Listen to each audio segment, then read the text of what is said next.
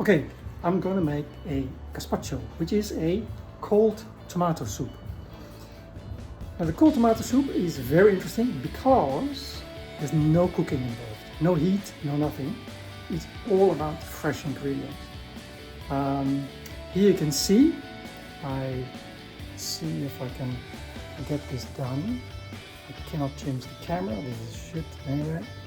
Here you see all my fresh ingredients, which I'm using, okay? So fresh tomatoes, ripe would be very, very good. The ripest possible. Then garlic, a good cucumber, and some onion. Really what's very nice is some basil. It's delicious, yeah. And then a little bit of vinegar. I don't have wine vinegar. I use apple cider vinegar, which is fine. And then of course, olive oil, good olive oil. And yeah, then we mix it all together, blend it, and then you cool it. You put it in the fridge, and then it's very, very easy. The best is to make it in the evening or during the day, and then you leave it in the fridge for overnight. And then the next evening you can eat it on the afternoon as lunch, and it is really delicious with some bread top. Yeah. So later on I'll show you how what's the result of all this cutting and putting it all together. Like I said, no cooking involved, no heat. Now when you cut the tomatoes, you slice them open like I did here. It's the easy way, and then you get them like this. See?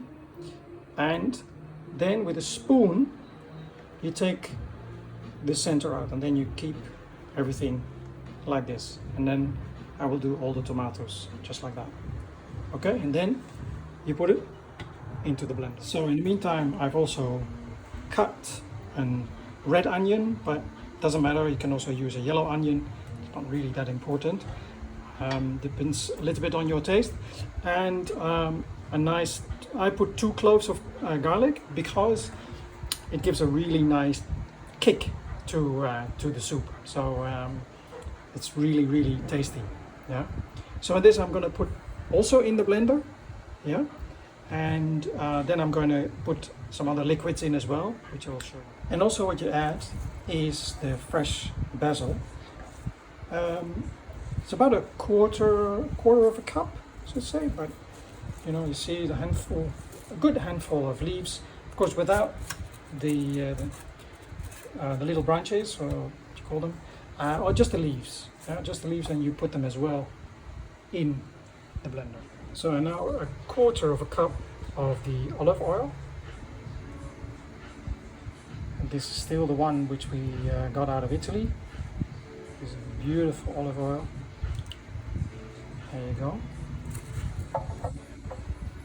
And also that goes in. See?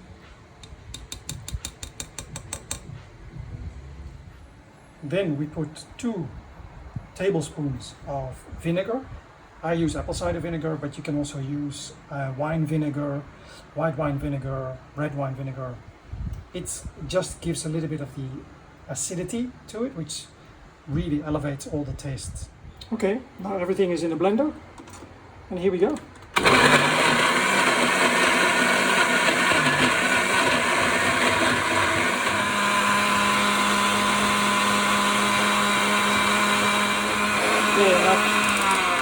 Of the blending, I'm gonna take it off, and then let's do a taste. So I have to do everything with one hand. See, this is how it looks like. Let's have a look.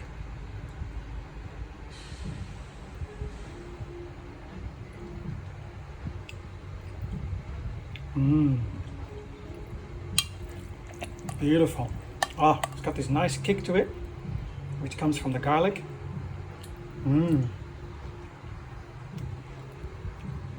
So now I'm going to put it in a bottle, and Then I'm gonna put it in the fridge.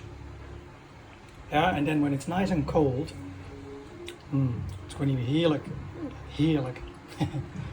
On a hot day, like here in Singapore, beautiful.